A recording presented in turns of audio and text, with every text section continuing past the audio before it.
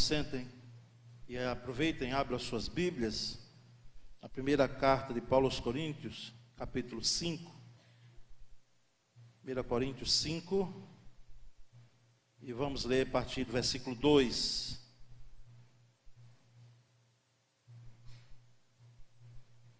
Geralmente tenho por costume projetar, pelo menos os tópicos da mensagem bíblica, aqui na tela, mas não fazendo agora nessa manhã.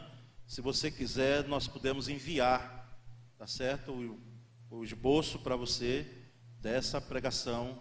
Só é me mandar uma mensagem nesse número que está aí no boletim, que tem o WhatsApp, e a gente envia, tá certo? Essa mensagem para você, o esboço dela. 1 Coríntios 5, de 2 a 4.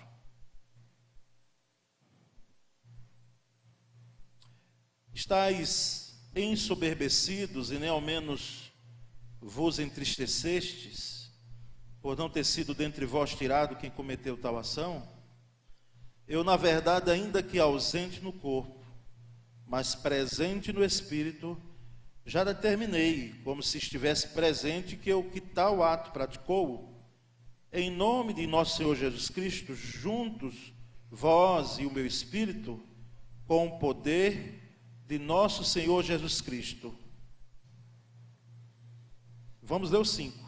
Seja esse tal entregue a Satanás, para a destruição da carne, para que o espírito seja salvo no dia do Senhor Jesus Cristo.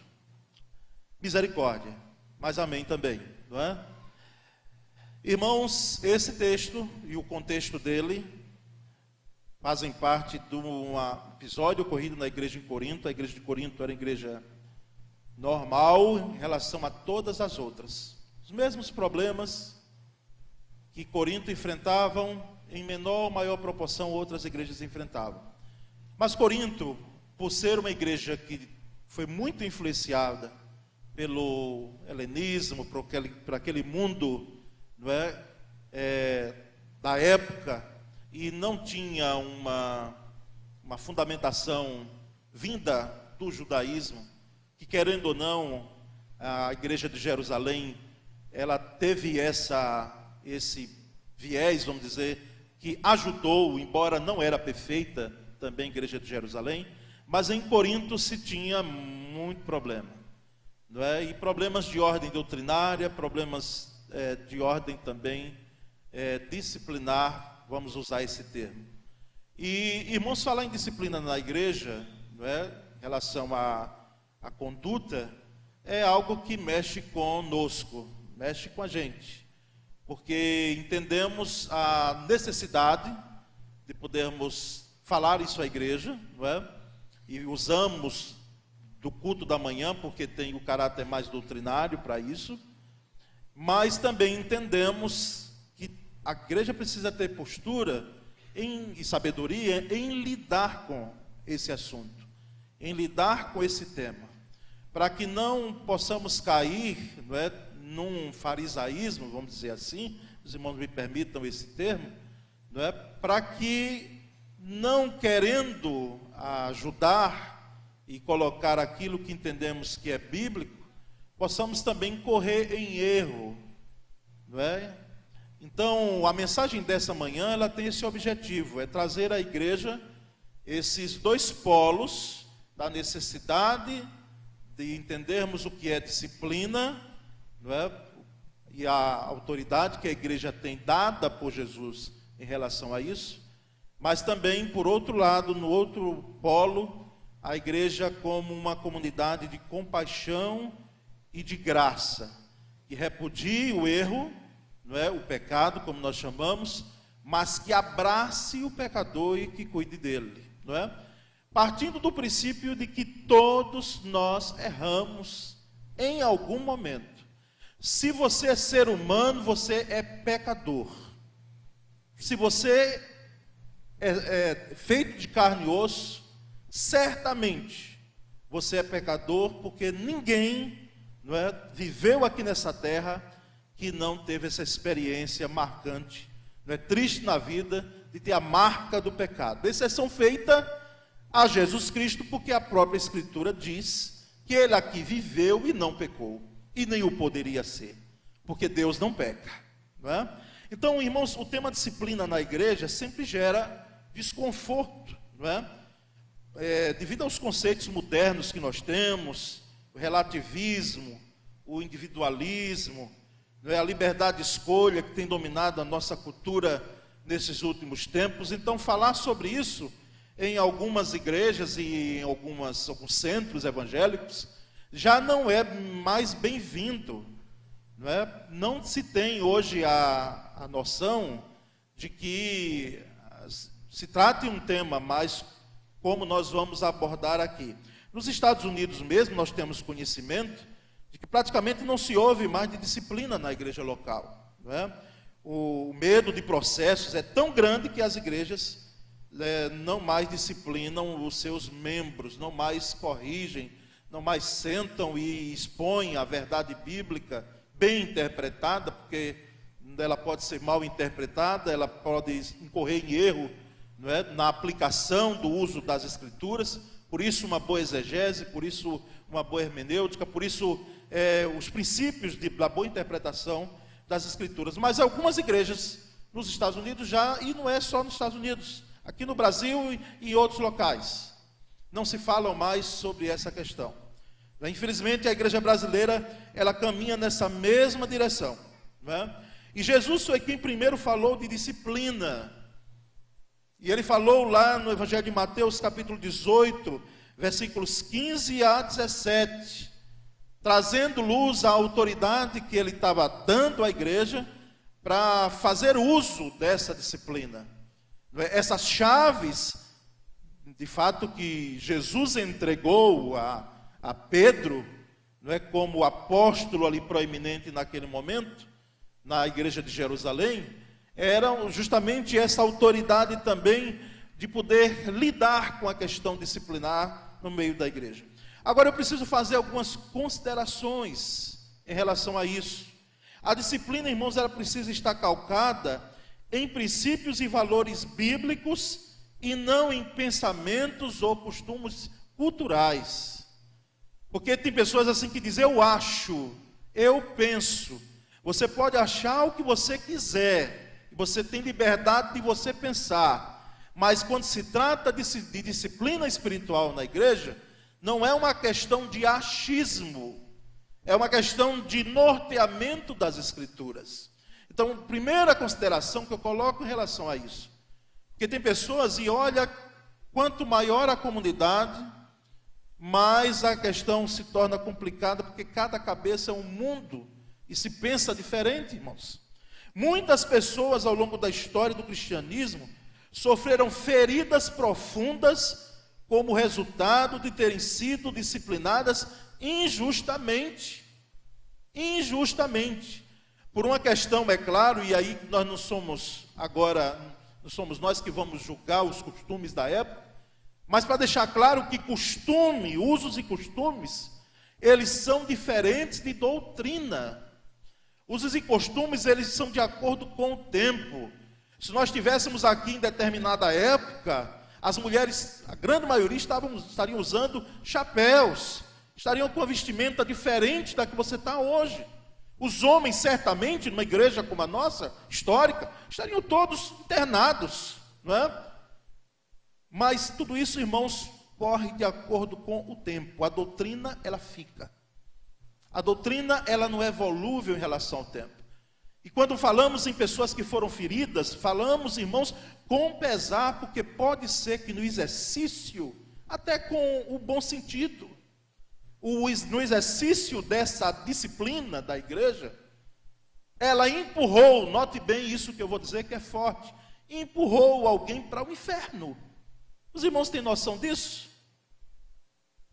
Mas nós notamos, irmãos, que outros rejeitam essa postura, porque infelizmente algumas pessoas não estão prontas para aceitar a disciplina e ao serem disciplinados decidem abandonar a igreja. É o outro extremo.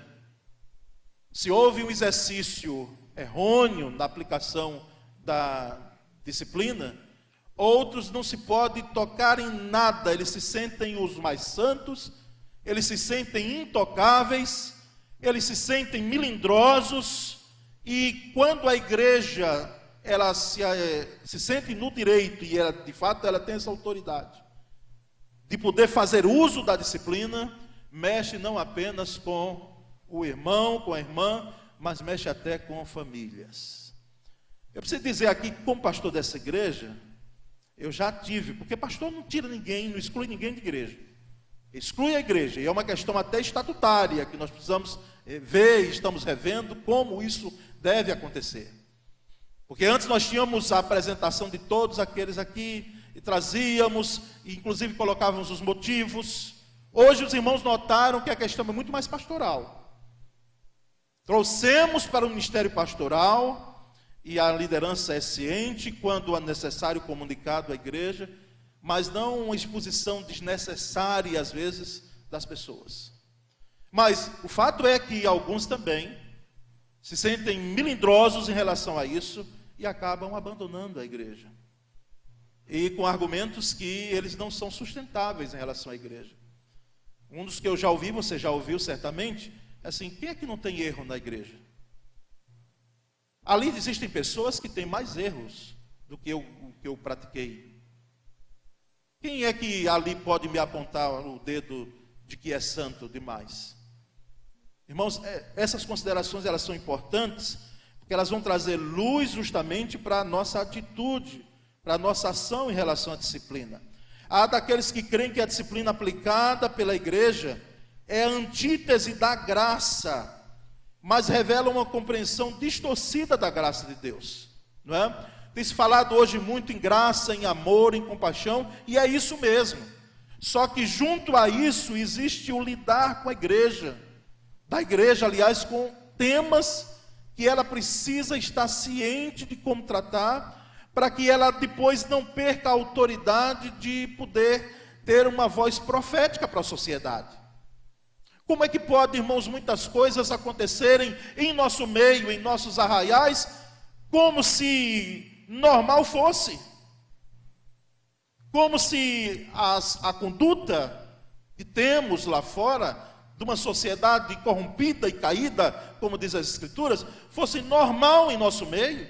Não que sejamos mais santos do que ninguém, mas somos santificados em Cristo Jesus. E precisamos, irmãos, ter isso muito claro na nossa mente. Então, quando a igreja ela procura exercer a disciplina e lidar com isso, não é falta de compaixão e de graça. Os resultados, irmãos, certamente, entre disciplinar e não disciplinar, precisam ser pesados. Agora, por que a disciplina na igreja é necessária, irmãos? Por quê? Ela precisa chamar a atenção do crente ao seu caminho errado. Se houve erro, que nós chamamos teologicamente, biblicamente de pecado, não é? Se houve, precisa ser chamado a atenção. Às vezes, mas chega tarde ao ministério pastoral, mas sempre chega.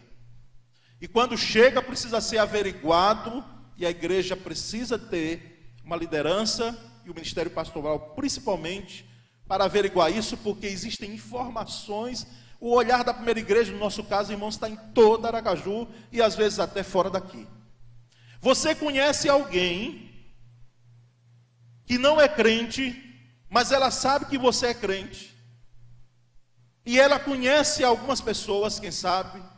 Então nós estamos vigiados, de certa forma, não apenas por câmeras que estão espalhadas em todos os locais que nós entramos, inclusive esse aqui que nós estamos aqui agora, mas também temos olhares de pessoas que sabem a nossa conduta.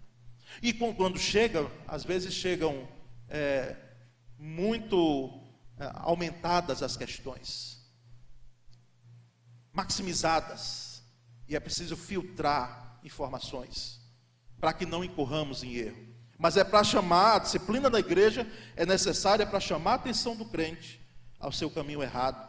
Ela é necessária para ajudar o crente a deixar o pecado. Deixar, porque pecado não é uma questão de que se você acha certo ou errado. Não é uma questão do achismo. É algo bíblico que deve ser averiguado biblicamente. Ajudar o crente a ser restaurado, irmãos, esse é o propósito da disciplina. Manter a santidade na igreja. Visa preservar o testemunho da igreja.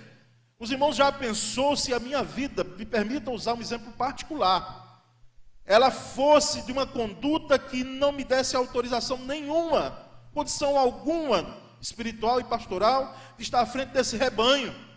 Porque certamente erros nós temos. Você pode me colocar alguns erros em minha vida, ou na vida de alguém aqui. Porque nós não somos perfeitos, mas uma coisa nós precisamos procurar zelar. É com a questão da conduta, da forma que nós conduzimos a nossa vida.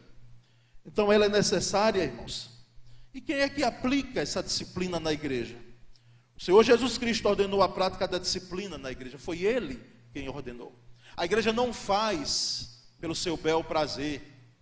Foi o Senhor quem ordenou. É pela palavra que a igreja local deve aplicar a disciplina. Em 1 Tessalonicenses, carta de Paulo, 5,14, o apóstolo diz: rogamos também, irmãos, que admoesteis os desordeiros, consoleis os de pouco ânimo, sustenteis os fracos e sejamos pacientes para com todos. O apóstolo Paulo, já tendo essa dimensão do exercício na igreja, na sua conduta em relação ao lidar com outros e lidar com as vicissitudes, com as dificuldades, os problemas, não é, de ordem, de conduta no meio da igreja. A autoridade da disciplina não provém daquele que aplica, mas daquele que a ordenou, que é Jesus Cristo, o Senhor e o cabeça da igreja. Então a igreja deve disciplinar pautada nesse entendimento, de que foi o Senhor quem deu essa autoridade à igreja.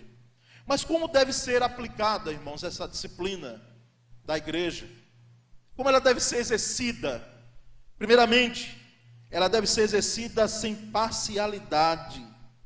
1 Timóteo capítulo 5, versículo 21, o apóstolo escrevendo a Timóteo, seu filho na fé, ele diz: conjuro-te diante de Deus e do Senhor Jesus Cristo e dos anjos eleitos, que sem prevenção guardes estas coisas, nada fazendo por parcialidade.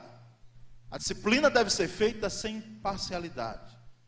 Porque eu gosto de fulano, eu penso que ele foi um grande erro, mas foi um erro, aliás, mas eu gosto tanto dele que não posso nem chegar de mostrá-lo. Sem parcialidade, muitas vezes, irmãos. A questão, e é sério o que eu vou colocar aqui, muitas vezes até de status social, e Deus me livre com isso que eu vou falar agora, é econômico. Porque podemos incorrer nesse erro. Podemos preterir ou preferir alguém em relação à parcialidade por causa desses fatores, que Deus nos livre disso enquanto igreja. Então a disciplina precisa ser aplicada sem parcialidade. Não é porque você gosta ou não gosta de alguém, mas é porque precisa ser feito. A disciplina precisa ter o cuidado com a padronização. Isso mesmo, padronização. Cuidado com isso, porque sem considerar as pessoas e as circunstâncias envolvidas, nós podemos incorrer em erro, porque cada caso, é isso mesmo que você vai estar completando mentalmente agora, é um caso. Cada caso é um caso. Mas a Bíblia não é para todos, pastor. Não estamos nos tratando disso, meu querido. Estamos tratando que existem circunstâncias, e os irmãos que militam nessa área de direito, sabem muito bem disso, de que nós temos que ter outro olhar diferenciado para algumas questões. Nós temos que ter esse olhar diferenciado. Então, cuidado com a padronização, porque quero dizer a você que o pecado de Davi, e isso está muito claro lá em 2 Samuel 12, 13, era para a morte. Davi era para estar morto diante daquele pecado de adultério e de assassinato que ele cometeu para com um dos seus oficiais e para com a esposa desse oficial, um homem que dava a vida por ele, um homem que ia na frente de batalha como era Urias, era um dos valentes de Davi, e o pecado de Davi era para a morte. Mas eu pergunto a você, Davi morreu? Não, porque mediante a misericórdia e graça de Deus, houve vida para com Davi. Eu quero lhe dizer que Davi não morreu porque ele era rei, não. Quero dizer porque Davi não morreu, porque Deus exerceu misericórdia na vida daquele rei, daquele homem, porque concessão alguma ele tinha para pecar. Às vezes nós pensamos, e parece que quanto mais o status religioso maior, quanto mais pastor, bispo, apóstolo, etc, líder, você acha que tem concessão de fazer algumas coisas. É ao contrário, meu querido. Aí é que a exigência é maior. Então, cuidado com a padronização, porque muitas vezes nós queremos colocar uma régua e tratar todos os casos como se fossem um só. E nós podemos incorrer em erro quando praticarmos isso. Mas a disciplina também deve ser feita sem sadismo. Sem sadismo. Sadismo é aquela atitude de provocar a dor no outro, para que doa mesmo, para que o outro sofra, para que possa gemer, sair sangue na ação, não é que entendemos que nós estamos superiores e que o outro precisa sofrer. Feito esse exercício, irmãos, em relação à disciplina, nós também correremos o erro. Sem sadismo, porque muito sempre prazer na tristeza, no sofrimento e na desgraça dos outros. Isso até, infelizmente, no meio da igreja, no meio religioso. Se lá fora existe, e certamente existe, é uma outra questão. No meio da igreja não deveria existir. No seio da igreja não deveria existir alegria quando o outro peca, quando o outro cai, quando o outro erra. Eu não sei você, mas eu já vi gente comentando e com um sorriso sarcástico nos lábios a dor do outro por causa de uma queda. Tem gente que parece que celebra quando alguém cai. Nós precisamos ter muito cuidado em relação a isso. Graças a Deus, que Deus é misericordioso e bom, porque se Ele fosse tratar a gente como às vezes nós queremos tratar o outro, ai de nós. Ai de nós. Então deve ser feito sem sadismo, irmãos. Disciplinam com sadismo, se alegram com o erro, o fracasso, a tragédia do outro. Parece que é aquele entendimento de que, puxa, que bom, porque ele caindo, não é? Eu vou ficar como exemplo e vou ter proeminência. Nada disso, não há forte. Os grandes líderes e grandes crentes, fiéis, servos do Senhor, homens que tinham uma comunhão com Deus e mulheres que tinham comunhão marcante com Deus, caíram justamente quando começaram a pensar nisso. Ah, eu sou homem de Deus, eu sou mulher de Deus, não existe nada que possa me enfrentar, eu vou e faço isso e aquilo, nada disso, irmãos. Nós somos o que somos pela graça e misericórdia de Deus. Se não fosse a misericórdia e graça de Deus em nossa vida, nós não estaríamos em pé. Os irmãos não têm a dimensão hoje do projeto satânico, se tratando de liderança, especificamente de pastores, para que pastores venham a cair. E louvado seja Deus, eu sei que tem joelhos que se dobram aqui para interceder pelo ministério pastoral. Sustentam a nossa vida em oração. Louvado seja Deus por isso. Então deve ser feito, irmão, sem sadismo. Deve haver tristeza. Como é que a gente... Eu nunca vi Ayrton Senna na minha vida, pessoalmente, na minha frente. Mas naquele ano de 1994, o ano que eu estava deixando a congregação de socorro e retornando a Poço Verde, porque tinha passado um concurso público ali naquela cidade. E a gente tem a notícia do falecimento dele. Eu confesso, irmãos, que fiquei muito triste. Nunca ouvi, pessoalmente. Como é que a gente se entristece por algumas pessoas e fatos que nós não temos a intimidade, e como é que a gente se alegra e celebra quando há queda dos nossos soldados, de pessoas que vestem a mesma farda que a gente? Lá em casa, às vezes sou criticado porque gosto muito de filme de guerra, né? Gosto muito, assisto muito.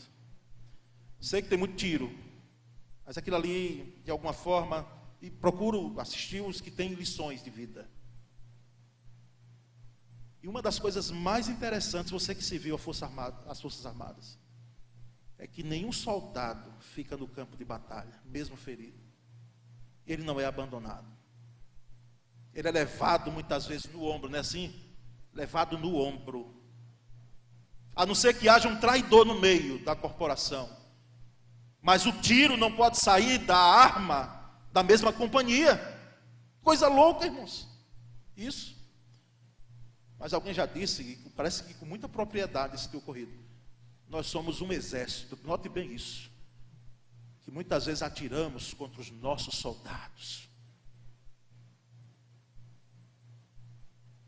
E você policia o seu coração se você não está com uma conduta errada em relação à queda do outro. Note bem isso. Mas chegando, irmãos, ao final, ou quase ao final, nós notamos que a disciplina, ela deve ser aplicada também sem omissão. Sem omissão. Não disciplinar é uma postura irresponsável e diretamente contrária ao que recomenda a Bíblia Sagrada. A omissão da disciplina acontece por várias vezes, motivada por amizades, por parentesco, condição econômica, social, posição ministerial. Nós tivemos pessoas, irmãos, para não ir aos membros, mas começar de púlpito, pastores que não foram tratados, e eles caíram, e caíram feio. Eles não tinham condição de estar à frente do ministério, eles precisavam ser tratados. Estou envolvido em pedofilia, irmãos, coisa nojenta, irmãos. Dói o nosso coração, e hoje eu estou procurando ver, não me envie não, por favor, eu já sei que o mundo está uma tragédia. Mas tem gente que faz questão de enviar, às vezes, alguns vídeos, crianças sendo maltratadas, batidas, e eu pergunto, quem é que está filmando aquilo ali? Quem é o outro que está conivente, ou se existe uma câmera? E hoje nós temos pessoas que querem ainda estar exercendo, sem poderem ser tratadas, não estão aptos. O ministério pastoral é muito sério. Gente que quer estar na liderança sem ser bom pagador das coisas, sem ser ordeiro, não pode, não deve mesmo exercer cargo de liderança, e muito menos ministério pastoral. Mas, irmãos, deve ser feito sem omissão. Eu preciso dizer que houve sobrinhos meus, sobrinhas minhas que foram disciplinadas na igreja por mim. Por onde já passei, e tinha parente, fazia isso com tristeza, encaminhava isso à comissão de membros antigamente, com tristeza, mas foi feito. Não foi colocado panos quentes, e foi trabalhado, e foi tratado antes. Mas se não houve jeito, então conduzimos ao desligamento, e antes o termo era eliminar, não é? Muito forte, né? E alguns foram eliminados mesmo. Era eliminar, mas é desligar. Até porque alguns se autodesligaram mesmo. Não foi nem a igreja que desligou. Eles mesmos se desligaram com as suas atitudes e o entendimento de não se arrependerem do que tinham praticado. Mas, irmãos, por último, a igreja precisa exercer disciplina sem banalização. A banalização da disciplina acontece quando, sem nenhum sinal de arrependimento ou contrição, o pecador é recebido ou integrado novamente na comunidade cristã. Então, isso é uma banalização da disciplina. Quando, sem nenhum tratamento, sem nenhum cuidado, e às vezes a igreja erra nisso, porque tem que tratar, não basta punir. Punição, aliás, eu retiro o termo, não basta disciplinar ou lidar com o erro. Mas precisa tratar, precisa cuidar. Se a gente for enveredar aí, Ana Ruth, por aqui, cadê Ana Ruth? Em relação a divórcio, o que eu já ouvi de gente assim, diz, mas pastor, divórcio é pecado, e é pecado mesmo. Nunca foi propósito de Deus divórcio. Agora eu preciso dizer ao irmão, quem vai cuidar das pessoas hoje que estão enfrentando isso? É o Estado que vai? É a igreja, irmãos. Quem vai cuidar não apenas de divorciados, sequelados muitas vezes por um esposo agressor. Ele é, me desculpa a expressão, um bandido. E a pessoa não notou isso, infelizmente, ou não quis notar. Ou por uma mulher também, em menor proporção, preciso dizer. Porque a grande maioria que nós temos visto aí é uma ação, né, voltada muito grande para o elemento feminino, de homens que se sentem donos da pessoa. Não ficou comigo, não fica com ninguém. É o que eles dizem, e vão lá e tiram a vida, como se nada fosse. Quem vai lidar, irmãos, com isso? É a igreja, e a igreja precisa lidar sem omissão, sem banalização, sem sadismo, com compaixão, com graça, com amor, com misericórdia. Irmãos queridos, disciplina não se trata de um ato de condenação. Não se trata disso. Mas se trata de correção. A disciplina cristã, a disciplina da igreja, precisa ser encarada com esse entendimento. O objetivo é a correção e não a condenação. Sem disciplina na igreja, irmãos, o pecado se estabelece, impede, e como impede o fluir do Espírito Santo, se a igreja não tratar, e mais ainda, envergonha o Evangelho. Que Deus nos dê sabedoria, discernimento e graça para lidar com isso, nesses tempos tão difíceis.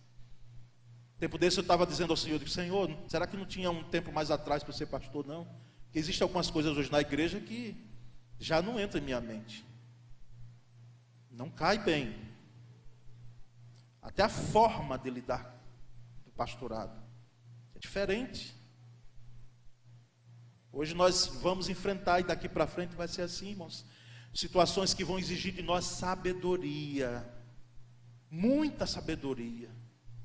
Eu já ouvi gente aqui dizendo, até da minha postura, me permita, não é? Ah, mas o pastor é muito flexível, é isso e aquilo. Ah, irmãos, eu muitas vezes prefiro errar pela reflexão da demora, note bem isso, do que pela precipitação. Porque na reflexão da demora, você ainda pode ponderar questões que o caso requer, a situação requer. Existem casos que eu sei que está pegando fogo e não tem como você fazer cálculos e ficar, né, fazendo pensamentos outros. É uma ação imediata. Mas em relação a esse assunto, irmãos, precisamos ter muito discernimento. É a autoridade do Senhor e graça do Senhor para lidar. Que Deus nos ajude, amém? Eu quero orar com a igreja, em nome de Jesus, que a igreja receba essa palavra com muito amor, a oração de vocês, que vocês são, né, amorosos, muito pacientes, com o ministério pastoral, mas recebam como palavra de Deus, não minha, recebam como palavra bíblica e não minha. Senhor Deus bendito, Senhor da igreja, nós, o teu povo, aqui em pleno século 21, continuamos necessitando do teu direcionamento, da tua graça, da tua misericórdia sobre nós. Ó Deus, muito obrigado, porque o Senhor nos deu a graça de sermos igreja. Isso é tão maravilhoso, Senhor. Aqui de fato não existe a questão do rico e do pobre serem tratados por ti de forma diferente. Entendemos que o Evangelho nos nivela, numa situação tal de que todos nós estamos, sim, aí sim, diante do mesmo padrão. Padrão de carentes da misericórdia do Senhor. Ó Deus, essa palavra exortativa na tua igreja dessa manhã, que ela traga saúde ao teu povo. Que ela traga, Senhor, outro posicionamento, mudança de conduta em alguns. E que traga, Senhor, restauração, provoque restauração em vidas que precisam ouvir. E uma igreja como um todo, Senhor, nos dê graça de podermos exercer a disciplina com sabedoria. Nós oramos e agradecemos em nome de Cristo Jesus. Amém. Vamos entoar esse hino, irmãos.